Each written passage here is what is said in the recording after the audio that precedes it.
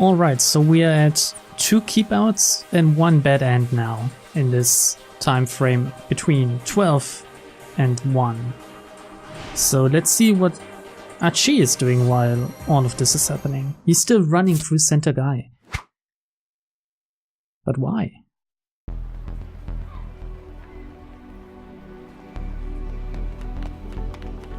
Achi and Hitomi scampered through the back roads along Center Guy, white sneakers and pumps slapping on the pavement. At this point, well then again, I would like to say I would have ditched the pumps, the boots, the shoes she's wearing, but I don't know how clean Shibuya is, so maybe it's not the best idea to walk around, or rather run around, barefoot. Achi kept his eyes peeled, continually checking ahead and behind as they darted through the gaps between the buildings.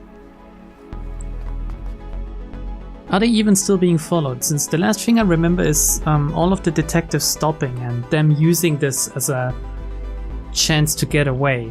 So we already know that whoever was following them was actually a police detective, the dude with the cane. Or maybe he was just listening in to the detectives, I don't know, maybe he was trying to blend in. Finally, they stopped in a narrow alley. There's no way he'll find us. Oh wait, that's Achi, right? There's no way he'll find us here, he said. Was that Achi's voice? Can't remember. No one knows about this place. He took another look around and let out a sigh of relief. It seemed they'd managed to shake the gunman for now. What is he? Oh, that looked really weird what he was doing, but I now get it. He's just lifting up his legs, basically. For a second I thought the picture was rotated the wrong way. Anyway, back when Achi was with the SOS, he had come through Sentai practically every day. The gang had started out as little more than a group of local teens. They didn't do much in particular, just horsing around and killing time. What mattered was that they were having fun. But it wasn't long before it wasn't all fun and games, so this is how the SOS broke up. Achi couldn't help but notice the slobs who were making a mess of Shibuya, dirtying it all up. He wasn't about to let them get away with it. Most frequently, it was folks who tossed cigarette butts out on the street or plastered walls in graffiti. When they didn't respond to his more gentle warnings, he found slightly more forceful ways of getting his point across. SOS got a reputation. Street punks started trying to pick fights with its members. Those guys required a bit more force to handle. And when it came to the worst of the lot, the drug dealers, the muggers, the guys who tried to force themselves on women, it was full-on battle, no holds barred. So, when do you stop being a gang that tries to care for people, and when do you start being a gang that actually does more harm than good? Since this is, I don't know, this is, it's self-imposed justice, and it's never a good thing, since, as I said, when do you stop? It's the same with these fucking cameras. Before long, SOS had established itself as something of a vigilante corps. Soon it became known as one of the biggest gangs in Shibuya. Let's lay low here for a bit and see what happens, Achi said. The alley where they hid was like a dimly lit chasm, obscuring them from view. The only problem now was figuring out what to do next. Yeah, they're just hiding. What do they want to do? They needed to find that blue van again. Oh yeah, sure. Which meant figuring out the best way to get back to Dogansaka without the man with the cane catching them once more. Achi? Hitomi whispered. I think I can handle myself from here. She got to her feet and gave Achi a deep bow. Nope, not a good idea. Whoa, Achi held up a hand. We've been over this already. You're not gonna be okay. That guy has a gun. If he let her go up against that assassin alone, he might as well be the one to pull the trigger himself. Nah. Okay. It's a weird way to see it, but he really shouldn't let her leave. Thank you so much for everything you've done for me, Hitomi continued as if she hadn't heard him. She started to shuffle out of the alleyway. Hey, what did I just say? Really, Achi, I appreciate your concern, but actually, I'm behind most of that fucking stuff happening, so I don't want to put you in any more danger. No, she says, but I can't in good conscience put you in danger anymore. But, I mean, yes, my prediction is still that she's somehow in on this, and she knows at least part of what's happening, and that's why she's trying to be alone. That's not the first time she tried to shake off Achi, who, let's be honest, he just helps her all the time. Why would you try to get rid of someone who just straight up helped you from the get-go? Without any second thoughts or hidden intentions. At least, she shouldn't see any in his way of acting. And she tried to press the point, but Hitomi cut him off. There's no good reason for you to risk yourself to keep helping me. Exactly. So, are you doubting him? Are you suspicious of him because he has no good reason? Is that it, maybe? Her tone was resolute, but Achi was determined to help her anyway. He refused to back down. Achi knew she had a point. He decided to back off. No, we won't back off. Even though I think that this is the wrong decision, since the game will pull some bullshit on me where you should have laid low so you can, I don't know, follow her from a distance. We refuse to back down. Look, I want to help people who are in trouble. What's so wrong about that? Huh? He locked eyes with Hitomi, willing her to understand. I'm not the most dependable guy. I know that. But still, Hitomi dropped her gaze and Achi trailed off, feeling like an idiot. Who's saying this now? Oh, it's no use. I'm no use. Oh, it's him. Oh, it's no use. I'm no use. He hung his head with a sigh. Oh? Just then a bit of light shone into the alleyway from above. It looked like someone on the adjacent building's upper floor had turned on the lights. Let's see what building it is. The Nokane building. This multi-tenant building has seen floors, but a decade-old urban legend tells of a mysterious 13th floor. A Diet 8 sales demo is being held on one of the upper floors today. Is this a way to jump to Tama? But why would we jump to Tama from here? We already cleared the way past 12.5. So let's not jump for now. Let's remember this though. The light illuminated Hitomi's face. When Achi saw the look in her eyes, he reconsidered his decision. Why? Why? Seriously, she was trying her hardest to hide it, but she was clearly terrified. No way was he letting her go back out there alone. You shouldn't reconsider your decision then. You should stand firmly by it, since this is what I made you do. Not letting her go back out there alone. Still, if you try to insist, she would only refuse him again. No, I don't care. I don't care. What does she want to do? Run away? Hitomi, humor me for a second here. Tell me, what's the proper way to dispose of a plastic bottle? For a second there, I thought he would say, what's the proper way to dispose of a body? She stared at him in surprise. Well, first you remove the cap and the wrapper. Really? Then you rinse out the inside and crush it. This seems foreign and alien to me, since in Germany we just give it back to whoever sold it. Or rather, every fucking shop has to take the bag. And you pay money, you pay a little bit of tax basically when you buy anything with a bottle or a can, and then you get that back when you return it basically. I don't know the proper word for it in English, but I think you get my explanation. It's really not that hard, and it's really good since I think 80% of the people follow that routine, and it helps the environment, of course. But apparently in Japan it's different. Achi let out a breath he'd been holding. Okay, good. Huh? I don't understand. What's good? She knows. Oh. You gave me my reason why I have to help you out. I super respect people who respect the environment. I'm one of those, whatchamacallits, an environmentalist. Oh fuck, what's it called? When they do this with their hands, when they push a girl onto the wall. Now it's not, is it a Kabedon? No, that's something else, right? Let me look this up for a second. Humor me for a second. Maybe I can find it.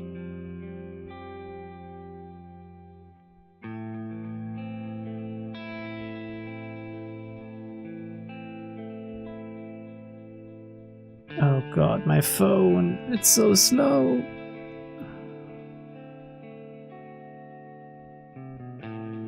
Yeah, so if you're one of the, I don't know, 2-3 people that watch my Shibuya playthrough, I'm really sorry. But I need to know this now, otherwise I'll keep thinking about it all the time. It is actually called Kabedon. Let's see if I can find the explanation in English. Kabedon refers to the action of slapping a wall fiercely, which produces the sound don. One meaning is the action of slapping the wall as a protest, which occurs in collective housing like condominiums when the next room makes noise. Another meaning often appears in shoujo manga or anime when a man forces a woman against a wall with one hand or leans against the wall and makes the sound of don, and this has become popular as a clever move of confession, since it puts the girl both in a dangerous situation, you know, quotation marks, dangerous, and also makes her feel not manhandled, but kind of, you know, some girls just like to be dominated, let's put it like that. And I think Japanese girls, I don't know, they prefer that? They prefer a man that takes action? I don't know. I won't rate that. I'll have to try it on my girlfriend though. See if she likes it. Put that on my to-do list, please. And she pointed at his mean clean t-shirt. Let's continue with Shibuya Scramble before I say any more bullshit here. Hitomi hesitated. And what was your plan if I'd said the answer was to toss the plastic in with the trash? Well, then I'd need to stick with you to help teach you. Environmental awareness begins with good education. So then you were going to tag along with me regardless. Look, I'm just super pumped to learn that you care so much about proper recycling. And she cracked a huge grin. Why is this game so full of likable protagonists? Even though Achi is, by now, one of the more boring ones, he's still incredible. Okay then. Okay? Oh, I think it was switched. This is Achi now. If you're really that sure about it. Oh no, it's her. If you're really that sure about it, I guess I could use her help a little while longer. I'm confused. Hitomi flashed him a little smile. Man, she's so cute, Achi thought. She actually is, I really like her. I'm usually not,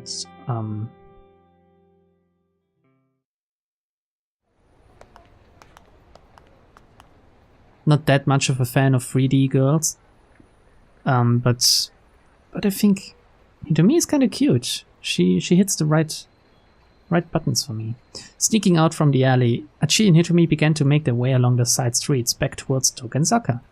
It was a pretty big detour compared to taking the main thoroughfares, but that would be worth it if it meant they avoided the man with the cane.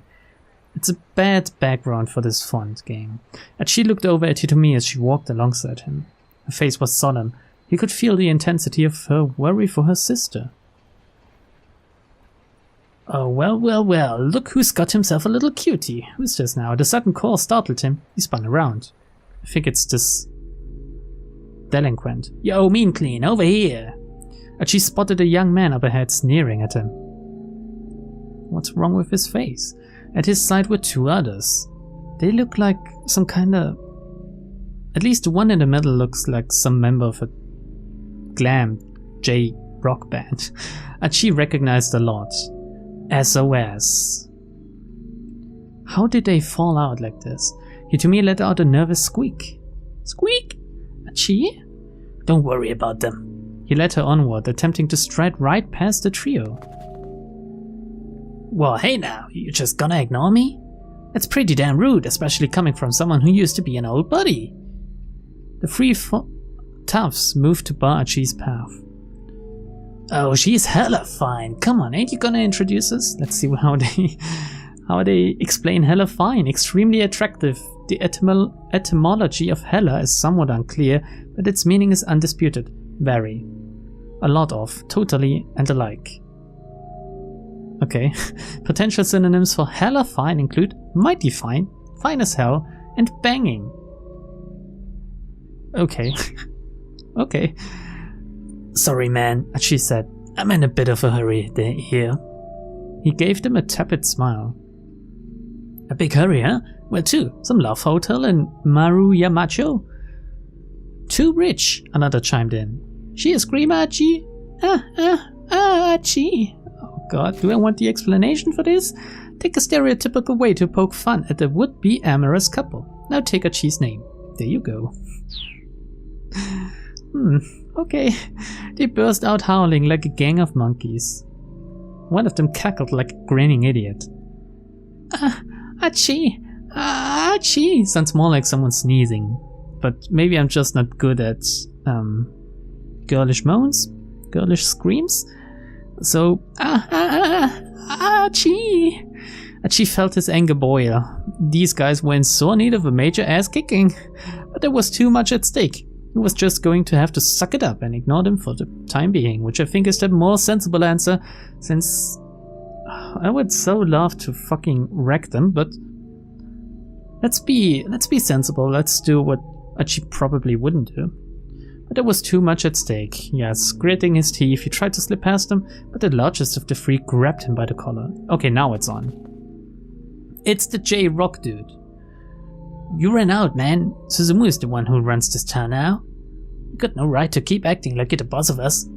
He shoved Achi up against the wall. Wrong move. Says who? Achi asked. Suzumu? Say what now? Did Suzumu say I've got no right to act like the boss? Bitch, please. Suzumu ain't got time to worry about your sorry ass. Is that so? Bam! Achi's fist flashed out, catching the man clean on the jaw. Took it right on the chin. He dropped to the ground with a dull thud. With a don, maybe? So, tell Suzumu this. Everyone in Shibuya needs to just play nice and have fun. Look at him looking back. That smug bastard, Achi, Jesus Christ. Achi kept his tone light and jovial, but he eyed the two other toughs like a hawk eyeing its prey. And Hitomi's like, oh my god, I want him so much now. Is he going to be alright? Hitomi murmured. She looked at the man Achi had laid out with some concern. Ah, he'll be fine. If that's all it took to knock him out, he's got no right to act all badass. He's right about that. Achi, huh? I don't believe I've had the pleasure. Who is this now? A taller man with an angry gleam in his eyes had appeared atop the steps nearby. He must have turned up during the commotion. He radiated a distinct aura of menace. Oh my god, is he a JoJo character? That's me, Achi replied. And just who are you? For once it was someone he didn't recognize. Someone new in the streets of Shibuya. The name's Yoichi Kiryu. Used to roll with a gang from Ikebukuro until a few months ago, known as the Killer Whale of Bukuro, he answered any and all resistance with his fists. His crazy antics led to him being kicked out of the gang. However, being kicked out of the gang, however, and lately he's been hanging around Shibuya. It's 1 comma too much in the sentence game. Seriously. I joined up with SOS after you left. Now I'm Suzumu's number 2 guy. The newcomer stared at Achi's face, sizing him up. Our legendary founder. I've heard so much about you. The founder. It had been a long time since anyone had called him that. There had been a bunch of arguing over who would take charge of the new group that was forming to set things straight in Shibuya. At some point, folks had started hailing him as the force behind SOS. But founder, that was just something his buddies called him. He had never paid it much heed. Shibuya was a place for fun, not hierarchies. At least in Achi's mind, that was how it ought to be. Well, not with the current SOS apparently. Like how you busted up some mean old drug dealers, rescued your pals from Yakuza bondage? What? Here bondage is used strictly in the sense of captivity. Any other types of Yakuza bondage will not be featured in this game. Sorry if the tip link here got your hopes up. Shit. Damn. You're a real hero. Kiryu's tongue flicked from his mouth like a snake's. Hitomi shuddered, but she couldn't blame her. For being creeped out. Oh, I thought she was being turned on, okay.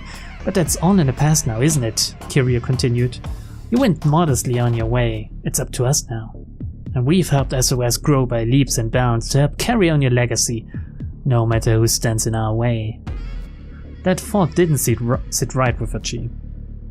If aggressive expansion was the name of the game, the gang was losing touch with its roots. It wasn't about keeping Shibuya safe and fun anymore. It was about keeping Shibuya in their pockets, apparently. Make SOS bigger, huh? He said. I'm guessing that was Suzumu's call as well. Kiryu didn't answer his question. His mouth merely twisted into a knowing sneer. In any event, I think these boys here need a little lesson in manners. The guillotine ought to do the trick. What is this now? A capital punishment device invented in 18th century France. Okay, I know what a guillotine is, but I thought it was explaining to me his fucking move. I don't know. The other gang members started in alarm. Well, hey, just calm down, man. Please, anything but the guillotine. Kiryu pointedly ignored their pleas. Well, hey, what's the guillotine? Hachi asked. Kiryu smirked. What's wrong with his eyebrows? Are they shaved in a weird way? The guillotine is the guillotine. Amazing explanation, really. With me, worms. Without a glance back, Kiryu strolled away. His two underlings followed him unhappily. Two? Wasn't it three? And she wondered what lay in store for them. Oh, the dude on the ground probably is still unconscious on the ground. But right now he had more important things to worry about. Come on, let's go. He took Hitomi by the hand and they were back on their way. To be honest, I don't really enjoy the whole SOS subplot.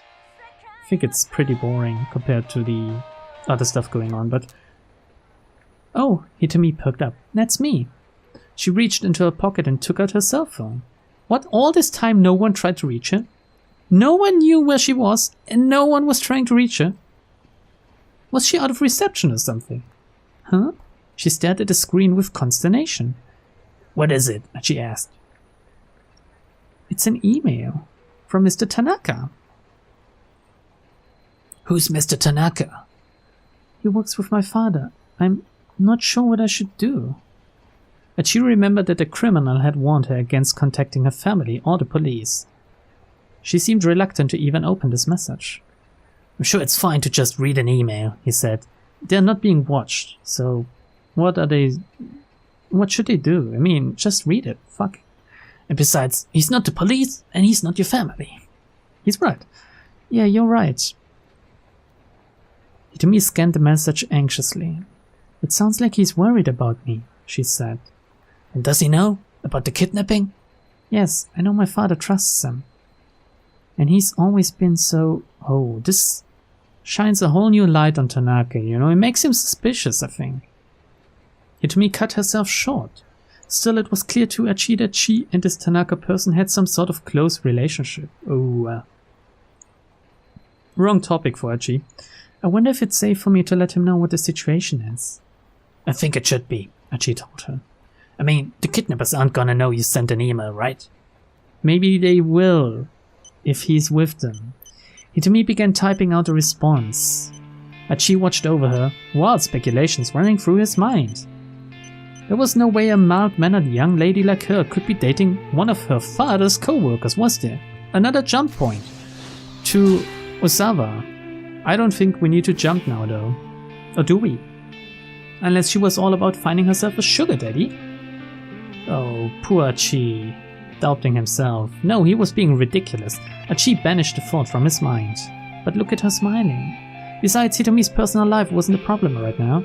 The problem was that psycho with the cane and the gun. Is something wrong? Hitomi asked. She'd finished sending her email. Oh no, nothing. Nothing at all. Hachi did his best to look nonchalant. It was a good thing she couldn't read his mind.